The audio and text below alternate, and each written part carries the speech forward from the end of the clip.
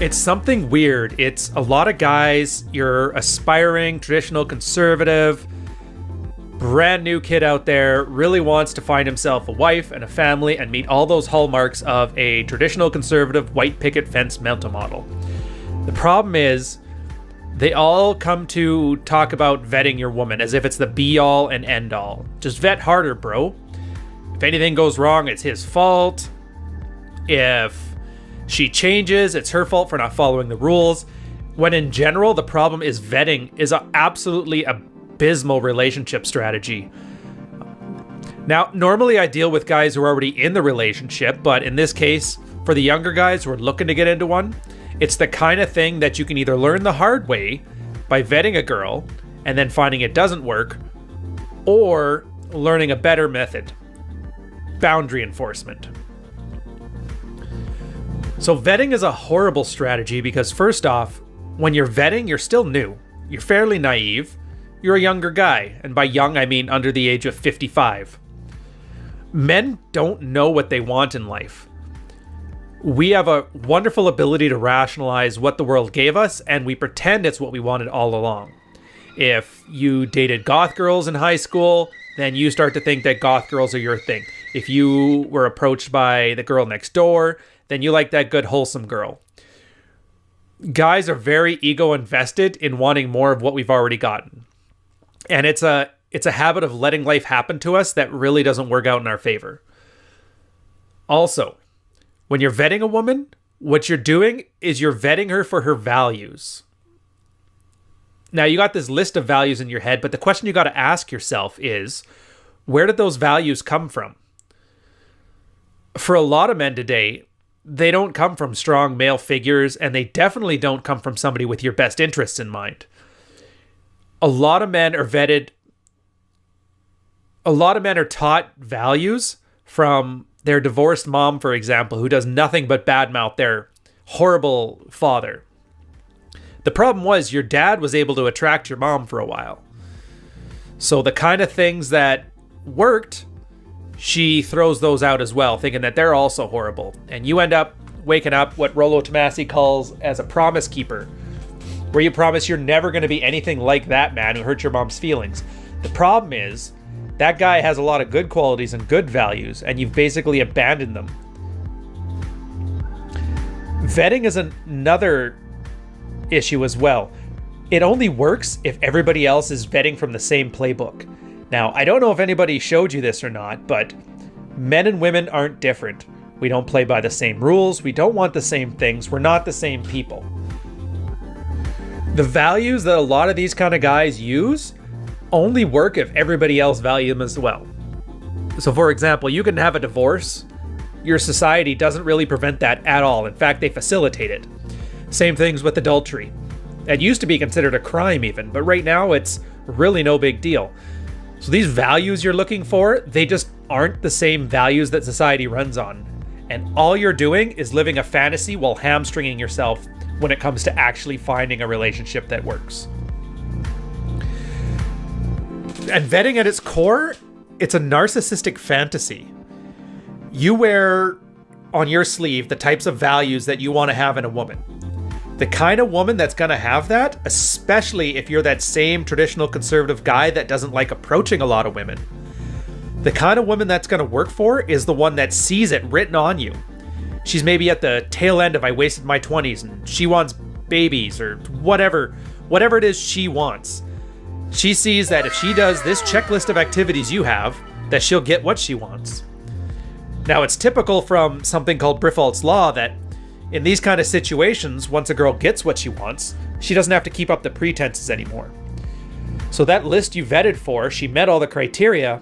Once she gets what she wants, no need to worry about that anymore. And you find that the girl you married, for example, is not the same girl that you were dating. Some guys find this out literally the week after the wedding. Worst case scenarios, and more common ones after the first baby comes. It's essentially lying to you to give you that illusion. And it's not a healthy thing for anybody. Not to mention, you're on your side, you have a huge ego investment. because you vetted this woman, so your ego is attached to your vetting being proper and correct. Nothing else is going to tell you that you're wrong because you're the man.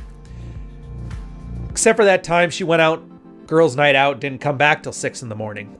Well, that doesn't really count, right? Because you vetted her properly and there was obviously a good excuse for it. And she gives you guys will get the most ridiculous excuses that are just plain false, but they're so ego invested in the lie that they make it their reality. But let's say I'm wrong, and let's say you do know what you want, even though you're an early guy in his 20s. You vetted a woman for values. Those values were in your best interests. Everybody else in your society is walking by the same playbook that you are. You haven't invested your ego into it, and you're perfectly happy to walk away if things change. Even if all of the stuff that I have been telling you for the last 6 minutes is wrong, it doesn't even work very well. You're getting a snapshot into somebody's life and expecting it to work as a longitudinal study. People change. People change for all sorts of reasons. And if you're treating vetting as sacrosanct, you're putting all your chips in the bucket that this person in front of you is never going to change for the rest of your life. And I hate to break it to you. Talk to anybody who's been on this earth for longer than a couple decades, and they will tell you, people change, and not always for the better.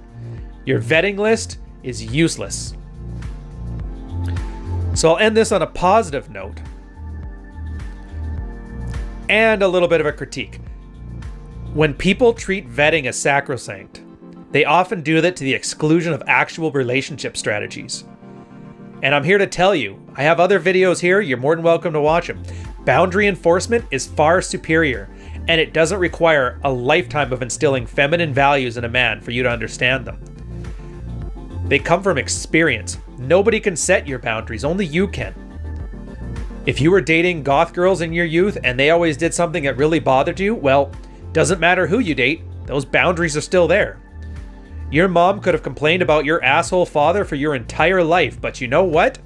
At the end of the day, if a girl's not treating you the way you want to be treated, that's on your boundary list and nobody can tell you differently.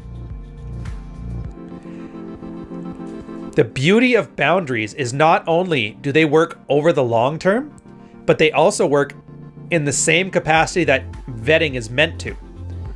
If you're going out on a first date and some girl talks trash to the waiter staff or the service people, you know right there that's something you don't want to put up with because you dated a girl that was like that and she was absolutely insufferable.